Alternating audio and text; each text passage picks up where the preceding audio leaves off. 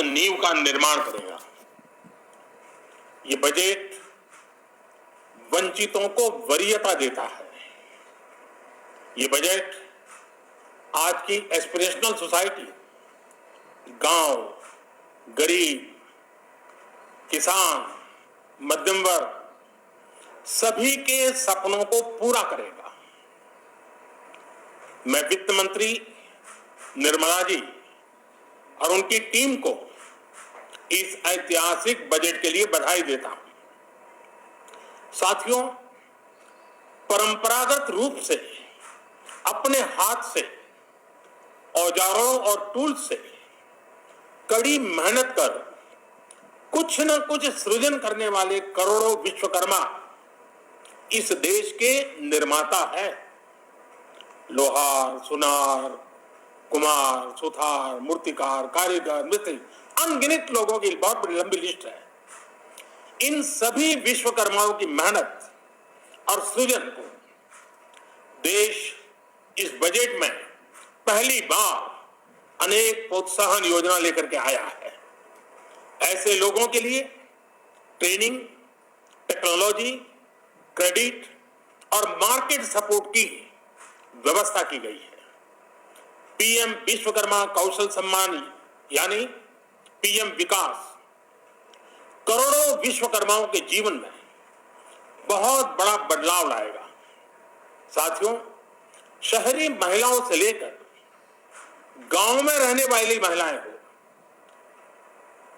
कारोबार रोजगार में व्यस्त महिलाएं हो या घर काम में व्यस्त महिलाएं हो, उनके जीवन को आसान बनाने के लिए बीते वर्षों में सरकार ने अनेक विविध कदम उठाए हैं।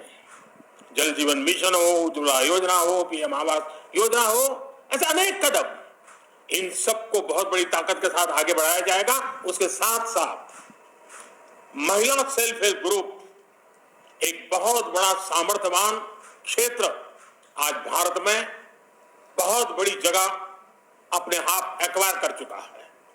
उनको अगर थोड़ा सा बल मिल जाए तो मिरेकल कर सकते हैं। और इसलिए विमेन सेल्फ हेल्प ग्रुप उनके सर्वांगीण के विकास के लिए नई पहल इस बजट में एक नया आयाम जोड़ेगी। महिलाओं के लिए एक विशेष बचत योजना भी शुरू की जा रही है और जनधन अकाउंट के बाद ये विशेष बचत योजना सामान्य परिवार की गृहिणी माताओं बहनों को बहुत बड़ी ताकत देने वाली है। ये बजट सहकारिता को ग्रामीण अर्थव्यवस्था के विकास की धुरी बनाएगा। सरकार ने कोऑपरेटिव सेक्टर में दुनिया की सबसे बड़ी अन्न भंडारण योजना बनाई है, स्टोरेज कैपेसिटी। बजट में नए प्राइमरी कोऑपरेटिव्स बनाने के लिए एक महत्वाकांक्षी योजना का भी ऐलान हुआ है। इससे खेती के साथ साथ दूध और मछली उत्पादन के क्षेत्र का विस्तार होगा। किसानों, पशुपालकों और मछुआरों को अपने उत्पाद की बेहतर कीमत मिलेगी। साथियों, अब हमें डिजिटल पेमेंट्स की सफलता को एग्रीकल्चर सेक्टर में दोहराना है। इसलिए इस बजट में हम डिजिटल एग्रीकल्चर इंफ्रास्ट्रक्चर की एक बहुत बड़ी योजना लेकर आए हैं। आज दुनिया इंटरनेशनल मिलेट ईयर मना रही है। भारत में मिलेट्स के अनेक प्रकार हैं, अनेक नाम है। आज जब मिलेट्स घर घर में पहुंच रहा है, पूरी दुनिया में पॉपुलर हो रहा है, तो उसका सर्वाधिक लाभ भारत के छोटे किसानों के नसीब में है।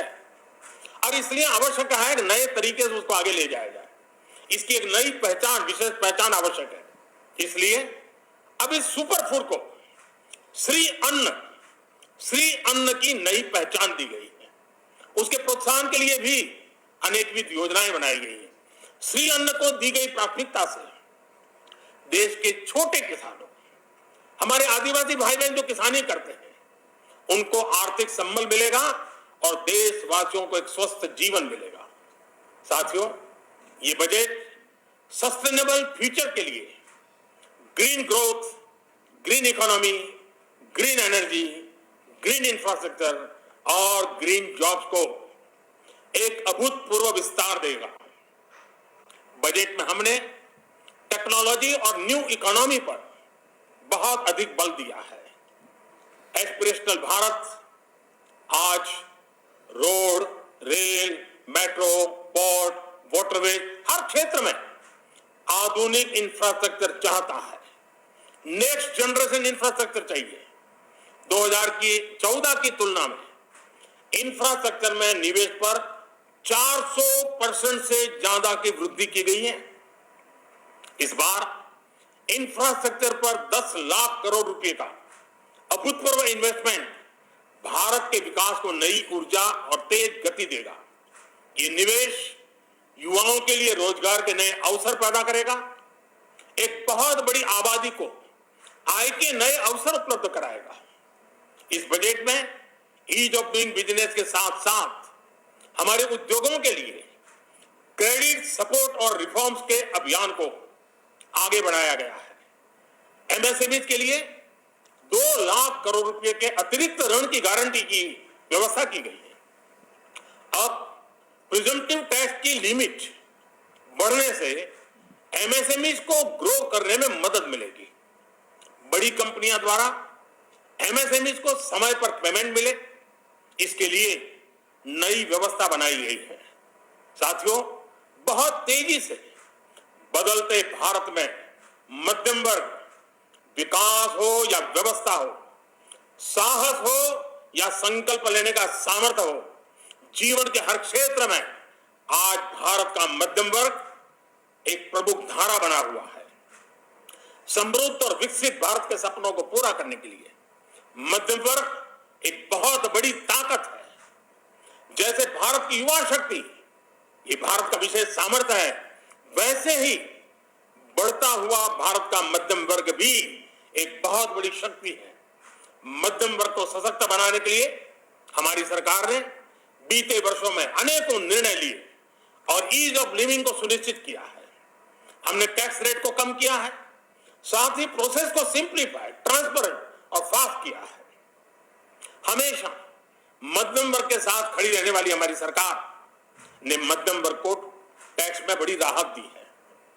इस सर्वस्पर्शी और विकसित भारत के निर्माण को गति देने वाले बजट के लिए मैं फिर एक बार निर्मला जी और उनकी पूरी टीम को बहुत बहुत बधाई देता हूं और देशवासियों को भी बहुत बधाई के साथ साथ मैं आह्वान करता हूं, आइए अब नया बजट आपके सामने है, नए संकल्पों को लेकर के चल पड़े।